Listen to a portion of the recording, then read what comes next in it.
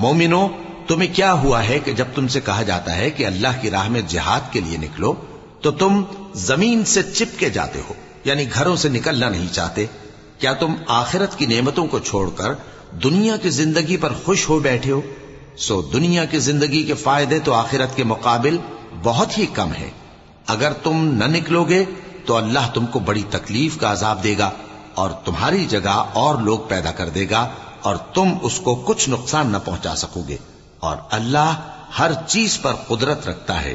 اگر تم پیغمبر کی مدد نہ کرو گے تو اللہ ان کا مددگار ہے۔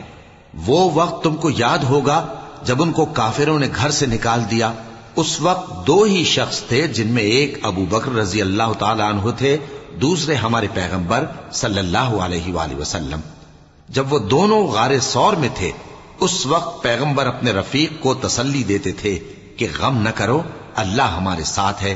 تو اللہ نے ان پر تسکین نازل فرمائی اور ان کو ایسے لشکروں سے مدد دی جو تم کو نظر نہیں آتے تھے، اور کافروں کی بات کو پست کر دیا۔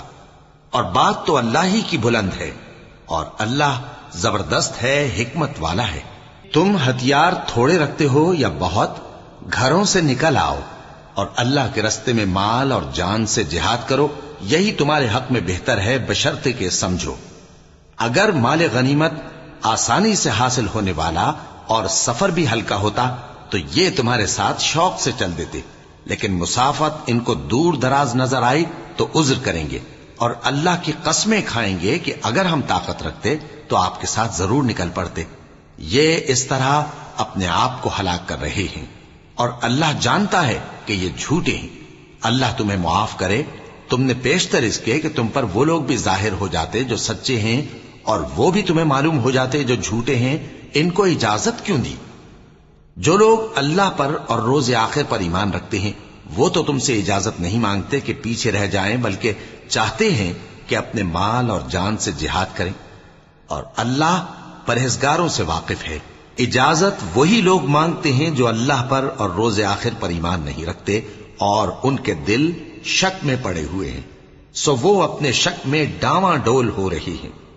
اور اگر وہ نکلنے کا ارادہ کرتے تو اس کے لیے سامان تیار کرتے، لیکن اللہ نے ان کا اٹھنا اور نکلنا پسند ہی نہ کیا تو ان کو ہلنے جلنے ہی نہ دیا، اور ان سے کہہ دیا گیا کہ جہاں معذور بیٹھے ہیں تم بھی ان کے ساتھ بیٹھے رہو۔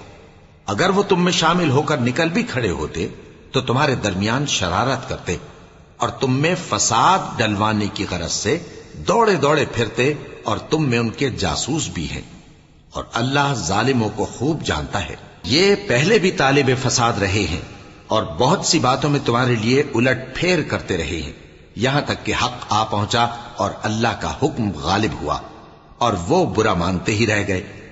اور ان میں کوئی ایسا بھی ہے جو کہتا ہے کہ مجھے تو اجازت ہی دیجئے اور آفت میں نہ ڈالیے۔ دیکھو یہ آفت میں پڑ گئے ہیں اور دوزخ سب کافروں کو گھیرے ہوئے ہے۔ اے پیغمبر، اگر تم کو آسائش حاصل ہوتی ہے تو ان کو بری لگتی ہے، اور اگر تم پر کوئی مشکل آ پڑتی ہے تو کہتے ہیں کہ ہم نے اپنا کام پہلے ہی درست کر لیا تھا، اور خوشیاں مناتے لوٹ جاتے ہیں۔ کہہ دو کہ ہم کو کوئی مصیبت نہیں پہنچ سکتی بجز اس کے جو اللہ نے ہمارے لیے لکھ دی ہو، وہی ہمارا کارساز ہے، اور مومنوں کو تو اللہ ہی پر بھروسہ رکھنا چاہیے۔ کہہ دو کہ تم ہمارے حق میں دو بھلائیوں میں سے ایک کے منتظر ہو، اور ہم تمہارے حق میں اس بات کے منتظر ہیں کہ اللہ یا تو اپنے پاس سے تم پر کوئی عذاب نازل کرے یا ہمارے ہاتھوں سے تمہیں عذاب دلوائے، سو تم بھی انتظار کرو، ہم بھی تمہارے ساتھ انتظار کرتے ہیں۔ کہہ دو کہ تم مال خوشی سے خرچ کرو یا ناخوشی سے، تم سے ہرگز قبول نہیں کیا جائے گا، تم نافرمان لوگ ہو، اور ان کے خرچ کیے ہوئے مالوں کے قبول ہونے سے کوئی چیز مانے نہیں ہوتی سوائے اس کے کہ انہوں نے اللہ سے اور اس کے رسول سے کفر کیا، اور نماز کو آتے ہیں تو سست و کاہل ہو کر، اور خرچ کرتے ہیں تو ناخوشی سے۔ بس تم ان کے مال اور اولاد سے تعجب نہ کرنا۔ اللہ چاہتا ہے کہ ان چیزوں سے دنیا کی زندگی میں ان کو عذاب دے، اور جب ان کی جان نکلے تو اس وقت بھی یہ کافر ہی ہوں، اور اللہ کی قسمیں کھاتے ہیں کہ وہ تمہیں میں سے ہیں، حالانکہ وہ تم میں سے نہیں ہیں۔ اصل یہ ہے کہ وہ ڈرپوک لوگ ہیں۔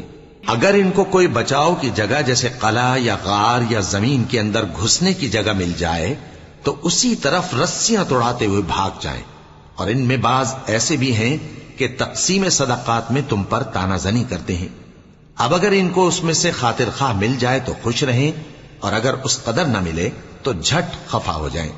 اور اگر وہ اس پر خوش رہتے جو اللہ اور اس کے رسول نے ان کو دیا تھا، اور کہتے کہ ہمیں اللہ کافی ہے اور اللہ اپنے فضل سے اور اس کے پیغمبر اپنی مہربانی سے ہمیں پھر دے دیں گے اور ہمیں تو اللہ ہی کی رضا مطلوب ہے، تو ان کے حق میں بہتر ہوتا.